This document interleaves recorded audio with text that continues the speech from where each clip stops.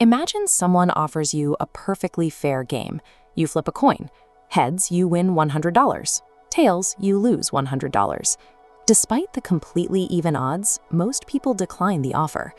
Now let's change the rules. If it lands on heads, you win $200. Tails, you still lose $100. Suddenly, the gamble feels far easier to accept. The exact same $100 loss was on the table in both scenarios. The math didn't change at all, yet your perception of the risk shifted the moment the potential reward grew. We are the planet's most successful apex predators, having conquered the globe by mastering the math of survival and building lives of unprecedented abundance. Yet we are often held back by a psychological glitch. The possibility of losing something carries a heavier emotional weight than the possibility of gaining the exact same thing. The researchers who developed prospect theory proved that the human mind does not calculate life choices from an absolute zero. Working with Kahneman Tversky, Daniel Kahneman established that we instead evaluate every outcome relative to a constantly shifting baseline. This reference point dictates your experience. Gaining $100 feels modest, but losing that same amount drags you down with a much heavier psychological weight. The physical distance is identical, but your internal scales are rigged, making the downward move feel twice as significant. We evaluate the world through the lens of changing states.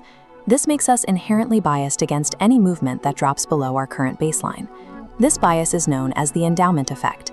Simply holding a mundane object for a few minutes, like a coffee mug, increases its perceived financial value to the person holding it.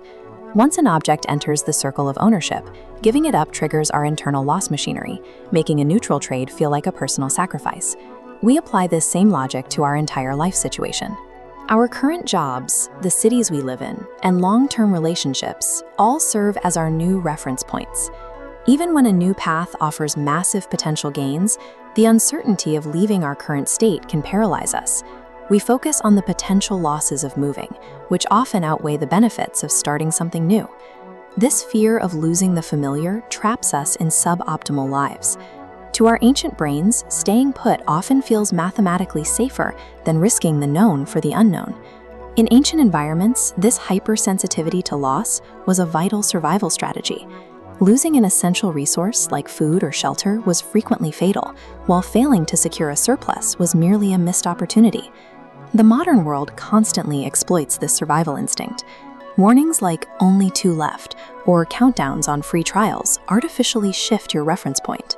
These tactics make you feel like you are losing options or digital access that you never actually possessed in the first place.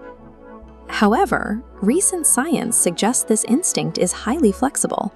While a 2024 meta-analysis found strong evidence for loss aversion, a 2025 reanalysis showed that the effect often disappears when choices are presented symmetrically.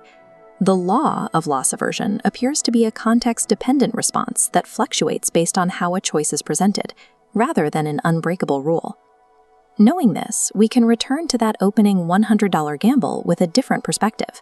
The objective numbers of the gamble remain unchanged.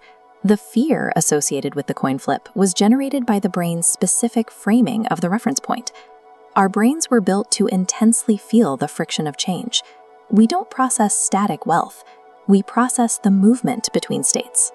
Recognizing the reference point as a mental projection reveals that the emotional weight of a potential loss is often an illusion. The primary obstacle to change is the disruption of a familiar reality, rather than the loss of any single object. Understanding this allows us to see the crossroads for what it actually is, a choice between two different futures, not a threat to the present.